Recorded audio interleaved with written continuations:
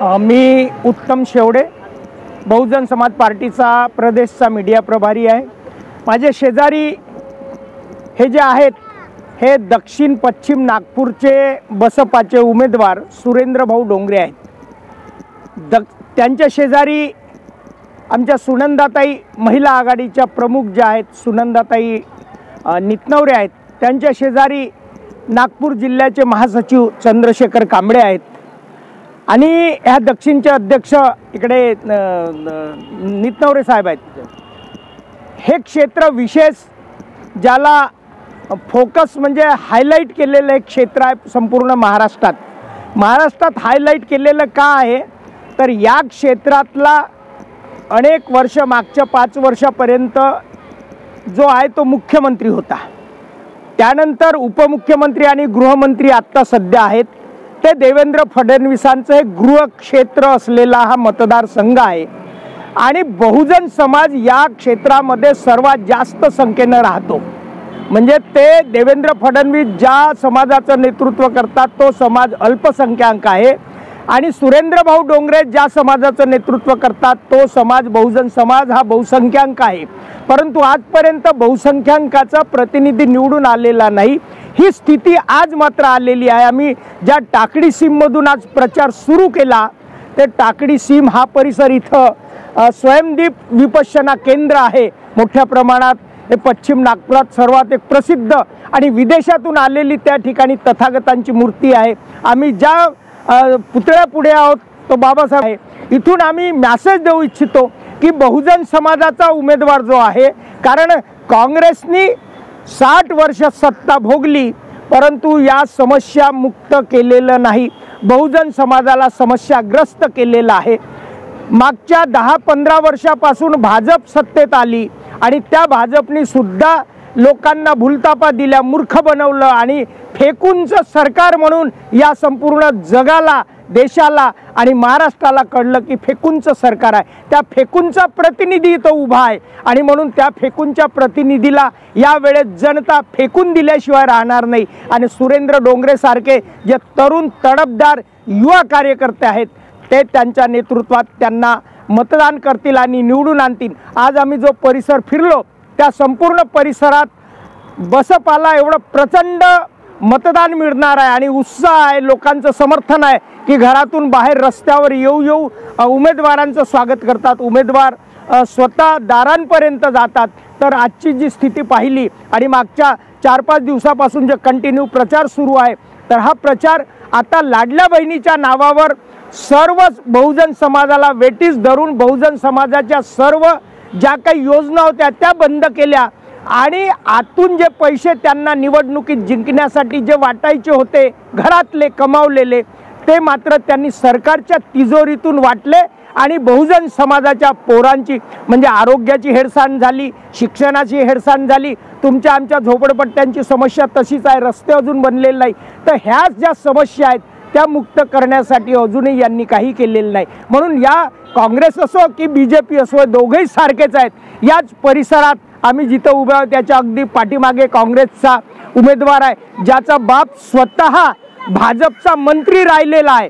म्हणजे भाजपचा मंत्री राहिलेल्याचा पोरगा मात्र काँग्रेसची उमेदवारी घेतो, हे लक्षात घ्या।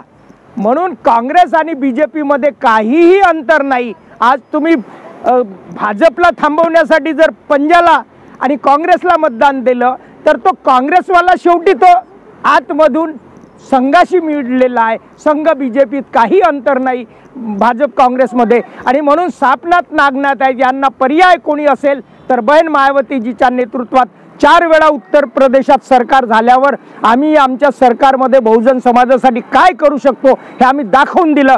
ते या निमित्तानं आमचे युवा तरुण जेव्हा प्रतिनिधी म्हणून आमच्या महाराष्ट्राच्या विधानसभेत जातील तेव्हा या समाजाचा बुलंद आवाज म्हणून उभारतील आणि मग त्या समाजाच्या समस्या सोडवतील। तर या निमित्तानं मी दक्षिण पश्चिम नागपुरातील मतदारांना आवाहन करतो की अशा फेकूनच्या सरकारला किंवा दल बदलूंना ज्यांची खानदान दल बदलू आहे तर अशांना ते मतदान देणार नाही। आजचा काँग्रेसचा उद्या बीजेपीत जातो, बीजेपीतला आज काँग्रेसमध्ये येतो, हे यांची जी बनवाबनवी आहे आणि भूलताप आहेत त्या आपण आता टाकून दिल्या पाहिजे, यांना नाकारलं पाहिजे. यांचं सरकार नको आहे.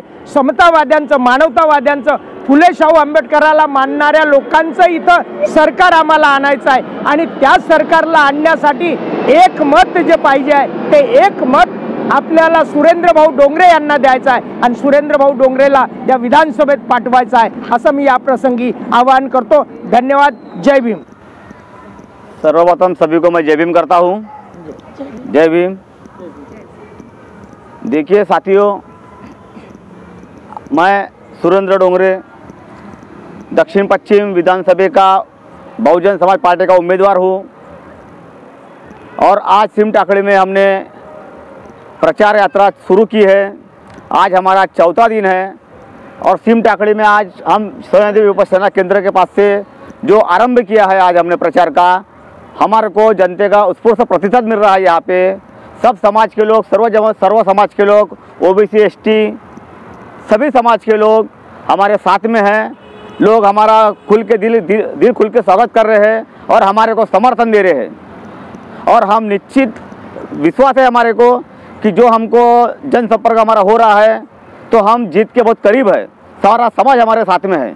देखिए 60 साल से कांग्रेस की सरकार है महाराष्ट्र में और अभी पिछले 15 साल से बीजेपी की सरकार है और दोनों सरकार पब्लिक ने देख चुकी है. 60 साल में कांग्रेस ने पब्लिक के लिए कुछ नहीं किया, महाराष्ट्र के लोगों के लिए कुछ नहीं किया. यहाँ की जनता त्रस्त है. इन्होंने एजुकेशन इतना महंगा कर रखा है और एजुकेशन के जो संस्था है वो बीजेपी और कांग्रेस के नेताओं की है. इनका खुला प्लान है कि बीजेपी और कांग्रेस दोनों महंगाई, दवाखाने, यहाँ का स्वास्थ्य सिस्टम देखो पूरा ख़त्म हो गया है. हम पब्लिक में आह्वान कर रहे हैं कि आपको अगर स्वास्थ्य, एजुकेशन और अपना भविष्य उज्जवल करना है तो बीएसपी के सिवा आपको पर्याय नहीं है. और लोगों के ये बात ध्यान में आ रही है कि यहाँ पे दोनों सरकार निकम्मी हो गई है, ये लोगों का कल्याण नहीं कर सकती है. इसीलिए हमारे को हमारे को लोगों का बहुत प्रोत्साहन मिल रहा है. इसलिए हम खुले दिल से अभी मैदान में निकले हैं लोगों का उत्साह देखते हुए और यही मांग लेके हम जा रहे हैं. अभी सरकार ने जैसे कि लाडली बहन का जो स्कीम निकाली है, 1,500 रुपये महीना तो दे रही है लोगों को, लेकिन महंगाई इतनी बढ़ा दी है. जैसे 1,500 रुपये महीने का लागू किया है वैसे उन्होंने तेल महंगा किया है, तुम्हारा स्टैम्प पेपर का वो महंगा किया है और किराना महंगा किया. इतने 1,500 रुपये दे के लोगों से 5,000 रुपये एक्स्ट्रा ले रही है सरकार. महीने में 5,000, जो लोग 7,000 रुपये महीने का खर्चा हो रहा था अभी वो लोगों का 10 और 12,000 रुपये खर्चा हो रहा है महीने का. इतनी महंगाई हुई है तो देने के लिए तो 1,500 है, लेकिन लेने के लिए सरकार लोगों से 5,000 रुपये ले रही है. अगर हमारी सरकार आएंगी तो हम लोगों को लेने वाला नहीं, हम देने वाला बनाएंगे.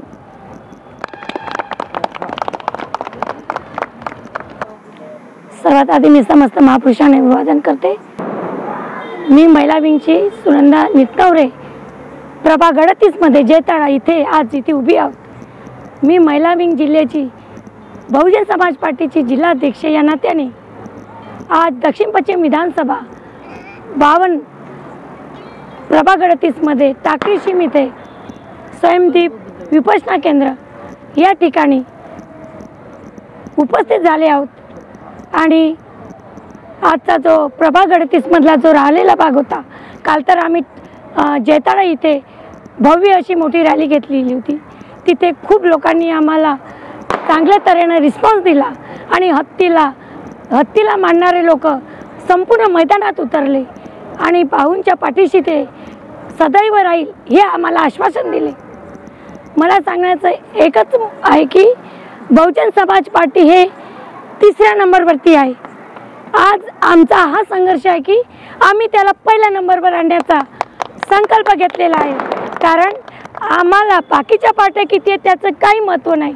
आम्हाला फक्त 2 पार्ट्याला मागे टाकायचं आहे आणि त्या पार्ट्या आमच्या हिताच्या बिलकुल नाही. कारण ह्या 2 पार्ट्यापैकी काँग्रेसने आमच्या बाबासाहेबाच्या हत्तीला 2-2 वेळा हरवलं. आज आम्ही बहुजन समाज 85% यांनी हा संकल्प घेतला आहे की सुरेंद्रभाऊ डोंगरे यांचं नेतृत्व हे उत्कृष्ट आहे.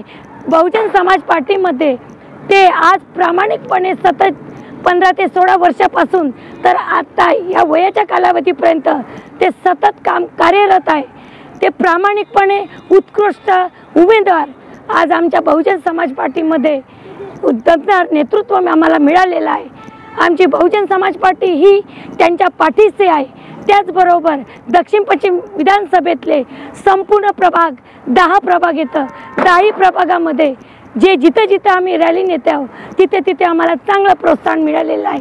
कारण आता लोक परिवर्तन पाहत आहे। काँग्रेस बीजेपीचं सरकार पाहता पाहता जे आज आमची नीती झालेली आहे आणि कुठल्या गतीनं आम्ही चाललेलो आहोत, आमची येणारी पिढी कुठल्या दिशेनं आहे, काय काय गड्डे आमच्यासाठी आज करत आहेत, आम्हाला लवकरात लवकर ते गड्डे बुजवणं आणि बाबासाहेबांच्या स्वप्नाचा हा जो स्वप्न होतं की प्रबुद्ध भारत आणि या भारताची शासनकर्ती जमात बहुजन समाजाच्या हाती यायला पाहिजे, ती जी सत्तेची चाबी आम्हाला घ्यायची आहे, हा आमचा एक रस्ता आहे बहुजन समाज पार्टी आणि माध्यम आहे आमचे सुरेंद्रभाऊ डोंगरे।